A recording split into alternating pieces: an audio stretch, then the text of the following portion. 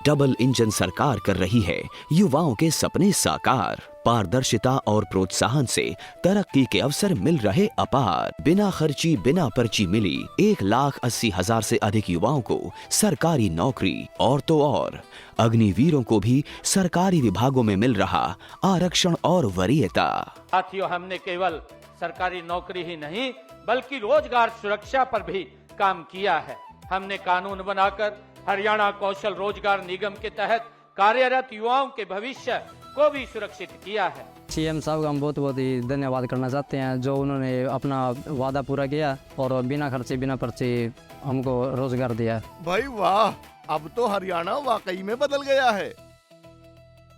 ये है नया हरियाणा।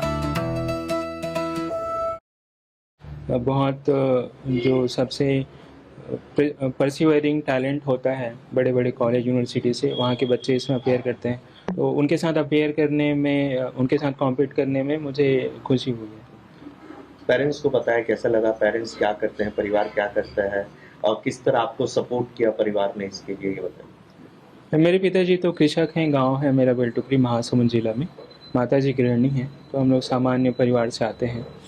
और बचपन से मेरे पढ़ाई को लेके वो लोग बहुत उत्साहित रहे हैं कि बच्चे में टैलेंट है तो उनको सपोर्ट करना है, तो बचपन से हर प्रकार से सपोर्ट मिला है। सर, कब आपने सोचा कि मुझे यूपीएससी ही करना है? इसके लिए किस तरह प्रिपरेशन किया, किस तरह पढ़ाई की, कितने घंटे पढ़ाई करते थे और टाइम टेबल का क्या रोल रहता है इस पढ़ाई के दौरान?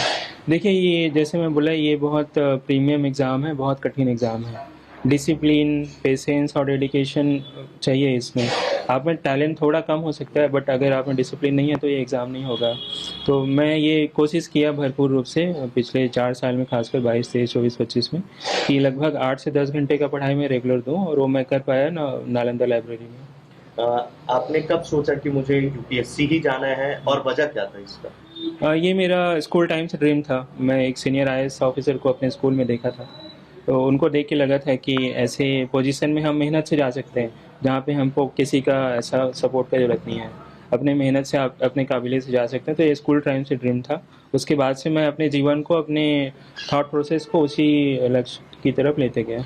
कुछ समस्या भी बीच में आई, वो क्या समस्या थी, कितने साल रही और किस तरह आपने उसको रिकवर किया? देखिए, हम जब शुरू से मेरा ऐसा था कि टैलेंट है, मेहनत करूँगा, आईएएस बनूँगा, लेकिन ये मेरा सोच था। लेकिन प्रकृति ने कुछ और रखा था। तो मुझे एक्चुअली एक हेल्थ इशू हुआ, कैंसर डिटेक्ट हो गया था मुझे 2012 में। तो वो मेरे लिए शॉक था, पूरे परिवार के लिए शॉक था वो।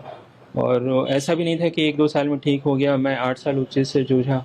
4 बार सर्जरी हुआ, मुंबई हर 2-3 महीना में आना जाना, ट्रेन से 24 घंटे की जर्नी करना, वहाँ बाहर रहना। कई बार तो ऐसा होता था कि हॉस्पिटल, टाटा मेमोरियल हॉस्पिटल के फुटपाथ में 1-2 रात सोया हूँ मैं। तो वो एक मेंटली इमोशनली बहुत तोड़ने वाला प्रोसेस था। तो उस समय बस ये भगवान से प्रे करते थे कि जान बच जाए। तो वो भगवान का आशीर्वाद से जान बच गया। उसके बाद मुझे लगा कि अगर जीवन मिला है मुझे तो इसको कुछ और अच्छा करेंगे। तो फिर मैं यूपीएससी को फिर से शुरू किया। ये 6-8 साल जो मुश्किल भरे रहे, इस समय मेंटली, फिजिकली क्या इमोशनल प्रेशर रहता था और क्या इस दौरान जो आपका लक्ष्य था उसको लेकर थोड़ा दिक्कत हुआ कि सोचे कि क्या ये हो पाएगा? देखिए, कैंसर ऐसी बीमारी भगवान करे किसी को ना हो।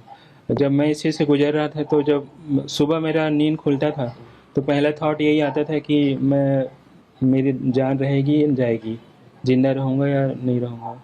तो इमोशनली आप हर मोमेंट, हर सेकंड उस दर्द से गुजरते हैं। ऐसी ऐसी भावनाएं आएंगी ना, जो आप एकदम आपके क्लोज व्यक्ति को, अपने माँ बाप को भी नहीं बता पाएंगे। उससे आप खुद उससे जूझते हैं अंदर ही अंदर।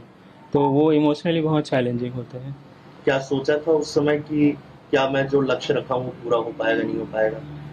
मैं उस समय ना अपना हेल्थ पे फोकस किया। मुझे पता था कि मेरा हेल्थ अगर स्टेबल कर लूँ मैं, उसके बाद अगर मुझ में नेचुरल टैलेंट प्रकृति ने दिए हैं, तो अगर मेरा हेल्थ स्टेबल हुआ और मेहनत लगाया मैं 8-10 घंटे का, तो मैं कर लूँगा इस एग्ज़ाम को। कहाँ कैंसर हुआ था, इसके बारे में बताएंगे? एक सलाइवरी ग्लैंड होता है हमारे नेक रीजन में, एक गले के आसपास। उसमें एक मेजर ग्लैंड होता है, उसको पैरोटिड ग्लैंड बोलते हैं। राइट साइड में, लेफ्ट साइड में, दोनों साइड में एक एक होता है। तो मुझे राइट वाले पैरोटिड ग्लैंड में कैंसर हुआ था। फिर आपने इलाज करा, फिर दूसरी बार भी? 2012 में सर्जरी हुई पहली, और फिर उसके 6 महीने बाद फिर से वो रेकरेंस हो गया। रेकरेंस मतलब वापस आ गया कैंसर। तो फिर हम 2013 में सर्जरी हुआ, तो 2013 का सर्जरी बहुत मेजर था। फिर उसके 2015 में फिर थोड़ा सा माइनर सर्जरी कराना पड़ा। फिर 2019-20 में भी मैं फॉलोअप में गया, उस समय भी कुछ माइनर सर्जरीज हुए। ऐसे लगभग 8 साल तक कुछ ना कुछ होते रहा। अभी क्या स्थिति उसकी? अभी मेरे डॉक्टर ने एडवाइस किया है कि अभी आपके शरीर में कैंसर नहीं है, लेकिन आपको रेगुलर फॉलोअप में रहना है। तो मैं फॉलोअप में हर 4 महीने में जाता हूँ। अब आपने जो रैंक आया है उस हिसाब से क्या सोच रहे हैं, क्या मिलेगा आपको? देखिए, ये तो मैं एकदम डेफिनेटली नहीं कह सकता। अभी 2-3 में एक और लिस्ट आने वाला है, उससे क्लैरिटी आएगी कि क्या सर्विस मिल रहा है। बट मेरा जितना अनुभव और अंदाज़ा है, उसके हिसाब से मुझे कुछ रिलैक्सेशंस भी है, तो आईएएस मिलना चाहिए। और आईएएस नहीं हुआ तो आईआरएस तो कंफर्म है, इंडियन रेवेन्यू सर्विस। बट मैं प्रे कर रहा हूँ कि आईएएस मिल जाए मुझे। क्या प्राथमिकता रहने वाली है, क्या सोच रहने वाली है जब आप समझेंगे? देखिए, मेरे जीवन में जैसा मेरा जीवन अभी तक बीता है, खासकर पिछला लगभग 12 साल, वो उसमें बहुत सारे लोगों का मेरे जीवन में योगदान है, निस्वार्थ रूप से। मुंबई में हो, रायपुर में हो, मेरे गांव में हो, जहाँ जहाँ मैं नौकरी किया, तो निस्वार्थ रूप से मैं अपने समाज को, मेरे लिए जो किए हैं दूसरे लोग, वो मैं वापस देना चाहता हूँ समाज को। और साथ ही साथ जिस चीज़ से मैं गुजरा हूँ, तो मैं इसको ये मान के चल रहा हूँ कि भगवान मुझे एक क्लू दिए हैं कि आपको ऐसे लोगों के लिए काम करना है जो आपकी तरह चीज़ों से गुजर रहे हैं। छोटे छोटे बच्चों को पीडियाट्रिक कैंसर हो जाता है। आप न्यूज़ में देखेंगे, टाटा मेमोरियल का वीडियो निकाल के देखेंगे, 2 साल के बच्चे, 3 साल के बच्चे जूझते हैं इस चीज़ से। तो मैं दिल से चाहूँगा कि मुझे ये मौका मिले कि मैं उन लोगों के लिए कुछ करूँ। सर, आखिरी सवाल। आजकल बच्चों में एक शब्द बहुत सुनने में आया है कि वो नर्वस हो जाते हैं या मेंटली इशू बहुत होता है छोटी छोटी बातों को लेकर। आप एक बहुत बड़ी समस्या से गुजरे हैं और एक आइडल के रूप में उनके सामने आएंगे आने वाले समय में, तो किस तरह उन बच्चों के लिए आप सोचते हैं? हाँ, मैं भी अपने आसपास जूनियर स्टूडेंट्स में देखा हूँ। आजकल के जो बच्चे हैं ना, रेजिलियंस थोड़ा कम है। तो मैं उन बच्चों को ये बोलता हूँ कि थोड़ा सा डिप्रेशन में चल जाते हाँ, हैं। थोड़ा सा फेल हुए, मार्क्स कम आया, कोई कुछ बोल दिया तो डिप्रेशन हो गया, तो बैठे हैं घर में रोते रोते। ऐसा नहीं करना है। लाइफ में प्रॉब्लम्स आप लोग देखे नहीं हैं अभी, अच्छा है कि ना देखें। और आपके पास जो अच्छा समय है अभी 20 से 30 साल की उम्र का जो समय है ना, उसको बिल्कुल बर्बाद मत करो। कई लोग इस समय को नहीं पाते। मैं ये प्रे करता था कि भगवान मुझे समय दे दो तैयारी के लिए। तो आपके पास वो समय है, स्वास्थ्य अच्छा है, घर में खाने को एटलीस्ट है, घर में कमरा है आपके पास, उसको वैल्यू करो, टाइम का इज्जत करो और अपने लक्ष्य पे ध्यान दो।